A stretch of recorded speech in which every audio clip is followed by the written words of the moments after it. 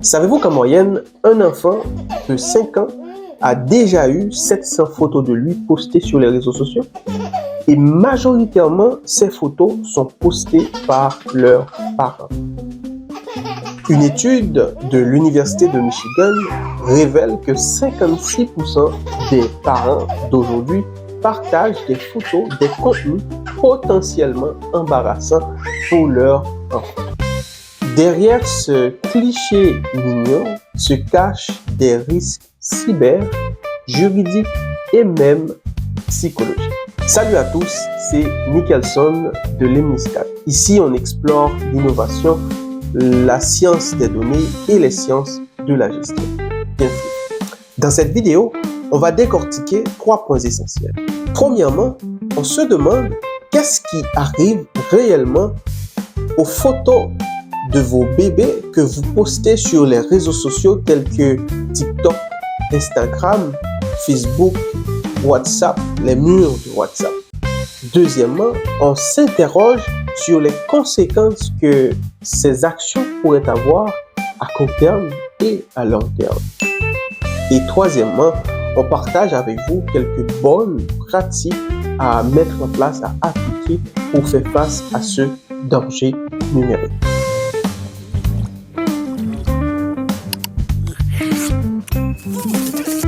Que deviennent les photos de bébés sur les réseaux sociaux?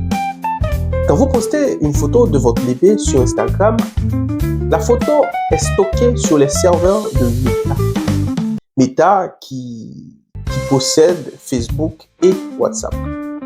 Même si la photo est postée en story, qui normalement s'efface dans les 24 heures, Meta conserve cette photo ou ces photos pendant au moins 90 jours pour les analyser à des fins d'entraînement des intelligences artificielles, des modèles de la reconnaissance faciale et de la publicité ciblée.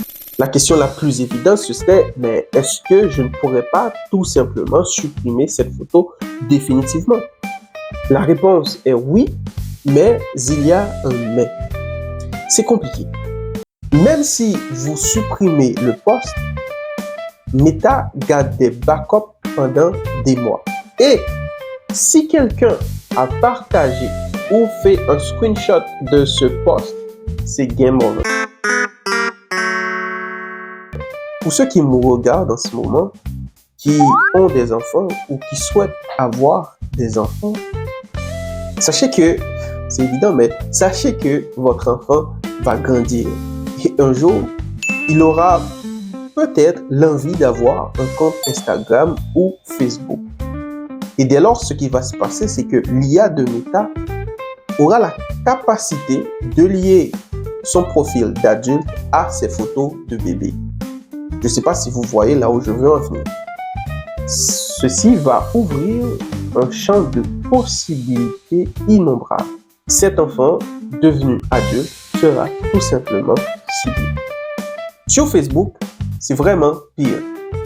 Les photos peuvent être indexées par Google, surtout si votre compte est public. Quant aux groupes privés, ils ne sont pas si sûrs. En 2021, un bug a exposé 1,5 million de photos de groupes privés. Vous diriez, je pourrais tout simplement supprimer la totalité de mes photos. Impossible, je vous le dis direct, impossible. Même après une demande de suppression via un organisme comme le GDPR, Facebook garde des traces dans ses logs. Ils appellent ça des contrôles de sécurité. Une étude de CyberSafeKid montre que 30% des enfants de 12 ans ont été déjà harcelés par des photos d'eux étant bébés postées par leurs parents sur Facebook. Sur TikTok, chaque vidéo de bébé devient une donnée publique exploitable par l'algorithme. Donc, dès que vous postez une vidéo de votre bébé sur TikTok, peu importe si le compte est public ou privé, le contenu devient une donnée exploitable par l'algorithme. En 2022, des vidéos d'enfants ont été volées via TikTok pour créer des deepfakes pédopornographiques.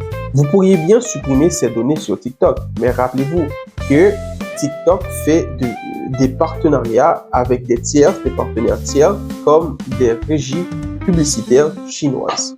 L'enjeu ici, c'est que votre enfant, sans le savoir, sans jamais avoir consenti, pourrait devenir un mème, qui sait. Pire encore, parlons de WhatsApp. Oui, WhatsApp semble être beaucoup plus sécuritaire. On partage ces petites photos sur nos murs, nos statuts WhatsApp. Et beaucoup pensent que WhatsApp est sûr grâce au chiffrement.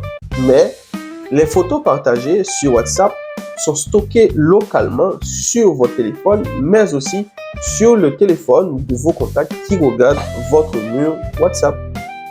Donc, si un de ses proches a un virus dans son téléphone, il peut y avoir une fuite et les photos seront partagées au reste du monde. Partie 2. Quelles sont les conséquences à court terme et à long terme pour vos enfants? Savez-vous qu'en 2024, un bébé fraîchement né a 30% de risque de se faire voler son identité avant ses 18 ans? Aujourd'hui, les photos des nourrissons ou même encore les noms, les dates de naissance, les lieux de naissance sont des mines d'or pour les pirates. La deuxième conséquence, ce serait l'harcèlement numérique. 40% des ados harcelés aujourd'hui en ligne pointent du doigt le fait que leurs parents ont posté une photo ou une vidéo d'eux étant bébé. Une autre conséquence souvent insoupçonnée, c'est que vous rendez difficile cette possibilité pour l'enfant de pouvoir ou de vouloir rester dans l'anonymat. Donc, lorsque vous êtes sur le point de poster un contenu sur votre bébé ou celui d'un proche que vous trouvez mignon, posez-vous cette question.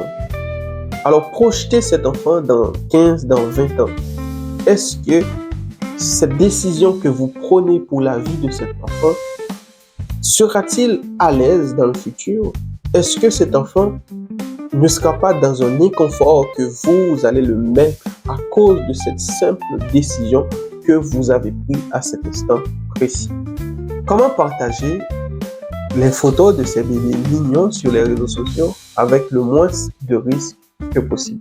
Parce on va pas se mentir, il va toujours avoir un risque. Mais comment le faire avec le moins de risques que possible? Voici mes astuces. Premièrement, utilisez des albums privés. Vous pouvez utiliser Google Photos ou Apple Share Albums, mais s'il vous plaît, activez la double authentification et le mode privé. Deuxièmement, utilisez des applications de floutage profond qui va automatiquement flouter le visage ou la partie que vous voulez de cet enfant. Troisièmement, il faut restreindre le nombre de personnes qui peuvent voir votre statut WhatsApp. Au besoin, selon le pays où vous vous retrouvez, vous pouvez utiliser les autorités de protection des données pour forcer Meta, Google à supprimer vos données. Mais comme je vous dis, ils gardent toujours des logs de sécurité. Ça veut dire qu'ils ont toujours une trace de vos contenus dans leur base de données. Et un dernier point, c'est éduquer vos grands-parents. Il est démontré que 60% des fuites viennent souvent des grands-parents. Montrez-leur comment désactiver la géolocalisation des photos ou tout simplement faites-le à leur place si vous le pouvez. Pour finir, je vous invite à protéger la vie numérique de vos enfants, de vos nouveau-nés, de vos bébés. C'est aussi crucial que de lui mettre la ceinture de sécurité en voiture. Chez Lemniscat, on croit bien à l'innovation, mais pas au prix de la vie privée. En résumé, limitez les plateformes de partage, les plateformes publiques. Deuxièmement, chiffrer, flouter et contrôler. Troisièmement, pensez à long terme. Votre bébé sera un adulte et cet adulte vous remerciera. Maintenant, dis-moi, avez-vous déjà partagé une photo et à cet instant précis, vous vous demandez est-ce que c'était bien de le faire? Si oui, dites-le moi dans les commentaires. Je pourrais bien vous trouver une façon pour la supprimer du mieux que je peux, bien sûr. Et si cette vidéo vous a été utile, n'hésitez pas à liker et à vous abonner, c'est vital pour notre algo. À la prochaine et restez lucides.